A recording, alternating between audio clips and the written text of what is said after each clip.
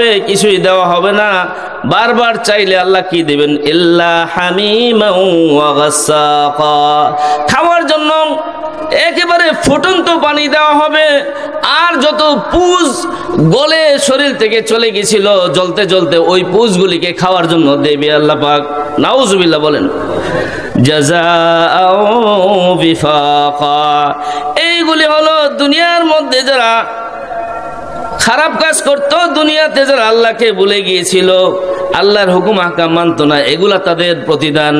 ইন্নাহুম কানু লা ইয়ারজুনা হিসাবা, তারা কখনো আশা করতো না আজকে যে আসলেই যে জাহান্নাম হবে। মনে করতো হুজুরা তো কয় আর কি, আরে কোরআনে কয়, অনেকে বিশ্বাস করে কোরআন বড়, কিন্তু সন্দেহ লাগে আসলে কি হইব না না হইব। ওই দিন যখন দেখবে তখন সব পরিষ্কার হয়ে যাবে। ওই দিন কি তারা দুনিয়া থাকতে বিশ্বাস করতো না।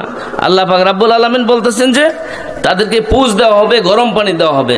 ওয়াকাযাবু বিআয়াতিনা কিযাবা, তারা আল্লাহর আয়াতকে অস্বীকার করতো, যে কিসের জাহান্নাম কিসের জান্নাত, এগুলো বিশ্বাসই করতো না। ওয়া কুল্লা শাইইন আহসাইনাহু কিতাবা, সব কিছু আল্লাহ পাক লিপিবদ্ধ করে রেখেছেন। আমরা যে আমল করতেছি, বালুর যে কণা, এই বালু কণাটাও আল্লাহ পাক লিপিবদ্ধ করে লিখতেছেন। নেক করলেও লিখতেছেন, বদ করলেও লিখতেছেন। অন্য আয়াতে বলছেন ফামান ইয়ামাল মিসকালা যাররাতিন খায়রান ইয়ারা ওয়া মান ইয়ামাল মিসকালা যাররাতিন শাররান ইয়ারা। তো ওই দিনটাকে ওকুল্লা শাইইন আহসাইনাহু কিতাবা, আল্লাহ পাক সব কিছু তিনি লিপিবদ্ধ করে রেখেছেন। ফাযুকু ফালান নাযিদাকুম ইল্লা আযাবা, তারা যতই আগুন বন্ধ করার চিৎকার করবে, যতই শরবত খাওয়ার, ঠান্ডা পানি খাওয়ার চিৎকার করবে, কাজ হবে না, তাদেরকে শুধু আযাব বাড়াই দেওয়া হবে। ওই দিন আল্লাহর আর মায়া দয়া থাকবো না জাহান্নামে দেওয়ার পরে। ইন্নালিল মুত্তাকিনা মাফাজা, নিশ্চয় মুত্তাকিনদের জন্য সফল কাম। কি সফল কাম?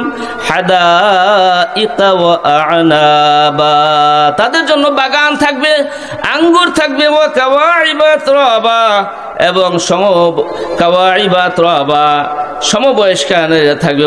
সাংদিহাকা, কাওয়াইবা আত্রাবা মানে ওই যে আপনার এই সমবয়স্কা এরা চলাফেরা করতে থাকবে।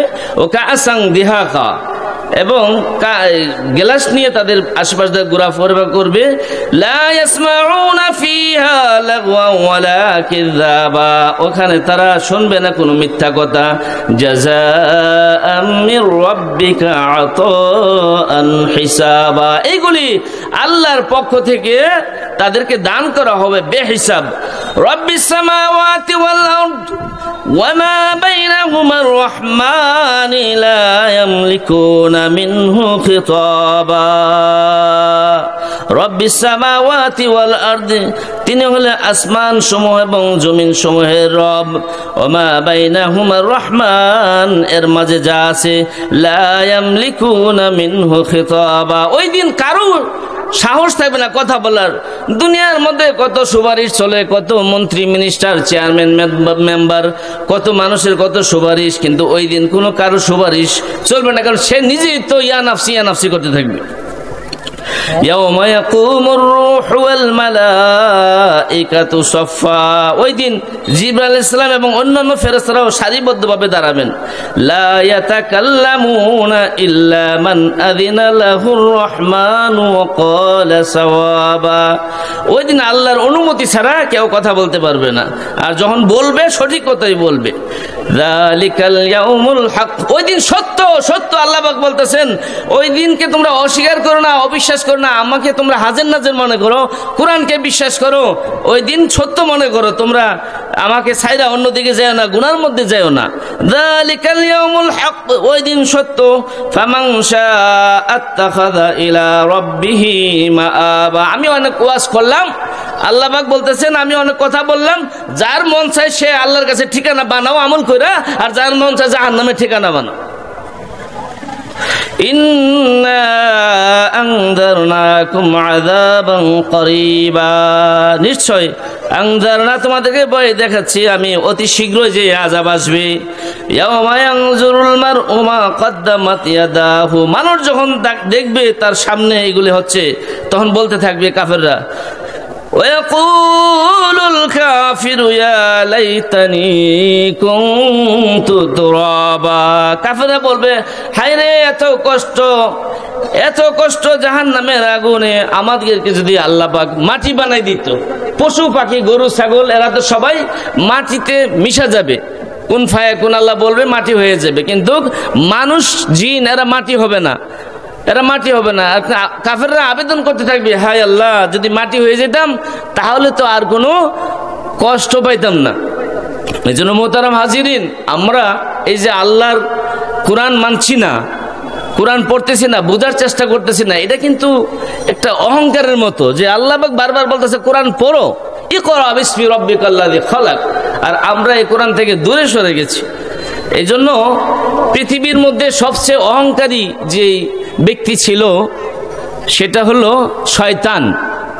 আর পৃথিবী সৃষ্টি হওয়ার পরে প্রথম গুনাহ হলো অহংকার গুনাহ। আল্লাহর দিন থেকে দূরে সরে থাকা, আল্লাহর কোরআন থেকে দূরে সরে থাকা, এটা একটা অহংকার। যে আমার জীবনের অনেক দাম আছে, আমার কাছে কোরআন বিশ্বাস করি, বড় মনে করি, কিন্তু পড়ি না, বোঝার চেষ্টা করি না। সব কিছু বোঝার জন্য আমরা স্কুল কলেজ ভার্সিটি সব জায়গাতে যাই, কিন্তু কোরআন বোঝার জন্য চেষ্টা করতেছি না। কিন্তু আমাদের ধরা খাইতে হবে, আল্লাহ পাক যেন আমাদেরকে তৌফিক দান করেন।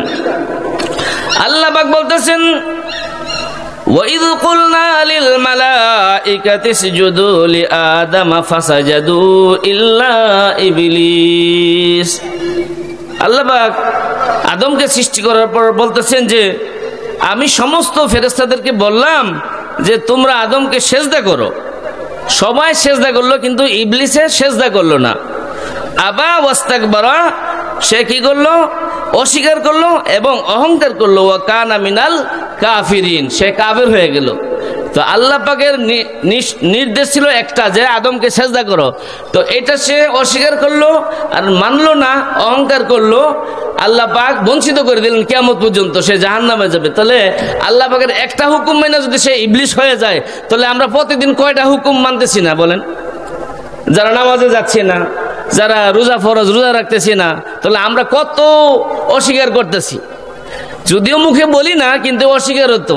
আমার স্বাস্থ্য ভালো আছে, কিন্তু গোপনে আমি খানা খাইতেছি করে। আমার স্বাস্থ্য ভালো, আমি নামাজ পড়তে যাচ্ছি না, শিখতেছিও না। এই জন্য অহংকার করা যাবে না। অহংকার মারাত্মক গুনাহ, পৃথিবীর সর্বশ্রেষ্ঠ গুনাহ। প্রথম গুনাহ হলো অহংকার, আর এটা উম্মুল আমরাজ বলা হয়, সমস্ত গুনার মা। এই অহংকার থেকে দলাদলি, ফালাফালি, হানাহানি ইত্যাদি হইতে থাকে। হিংসা, হাসাদ, গীবত, শিকায়াত, এই অহংকার থেকে। মানে অহংকার কি? যে আমি সবচেয়ে বড়, আমার চেয়ে আর কেউ বড় নাই, এটা হলো অহংকার। আল্লাহ রাসূল বলছেন লা ইয়াদখুলুল জান্নাতা মান কানা ফি কালবিহি মিসকালা যাররাতিন মিন কিবার, যে জান্নাত যার অন্তরের মধ্যে জররা পরিমাণ অহংকার থাকবে, সে জান্নাতে যাইতে পারবে না। সাহাবারা বললেন যে ইয়া রাসূলুল্লাহ, আমাদের তো ভালো কাপড় চোপড় পরি, ভালো জুতা পরি, পরি, এটা পরি, তাহলে এই ক্ষেত্রে বলছে যে এগুলো সমস্যা নাই। আল্লাহু জামিল ইউহিব্বুল জামাল, আল্লাহ হলেন সৌন্দর্য, তিনি সৌন্দর্যকে ভালোবাসেন।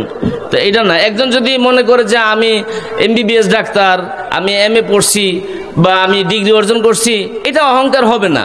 কিন্তু সে যদি মনে করে যে আমি যারা নিচে আছে তাদের চেয়ে আমি ভালো, তাহলে এটা হলো অহংকার। কারণ আল্লাহ পাকের দরবারে কে কবুল এটা তো বলতে পারি না। হ্যাঁ, এটা মনে করতে পারে যে মনে করেন আমাকে দাওয়াত দিছে কেন, আমি আলেম হয়েছি এই জন্য দাওয়াত দিছে, এটা মনে করাটা কোনো অসুবিধা নেই। কিন্তু আমি যদি মনে করি যে সবার থেকে আমি ভালো, আমি স্টেজে বসছি, ওয়াজ করতেছি, আমি মনে আল্লাহর মকবুল বান্দা, এটা গুনাহ হবে, এটা অহংকার হবে। কারণ আমি তো জানি না আমার স্থান কোথায়।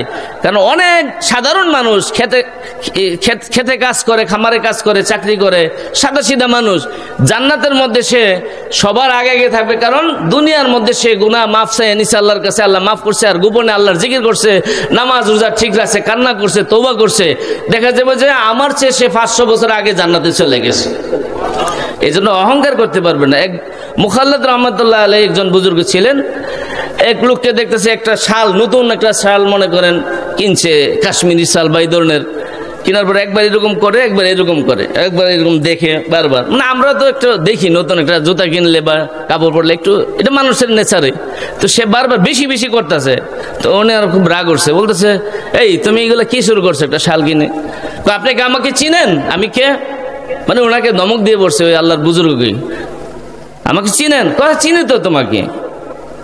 তুমি তো শুরুতে ছিলা এক ফোঁটা নাপাক পানি, শেষে তো তুমি কবরে চলে যাবে আর পোকামাকড় খাইয়া তোমাকে শেষ করে দিবে। আর মাঝখানে যে আছে কয়দিন, এগুলা তুমি 2 কেজি পায়খানা নিয়ে সারা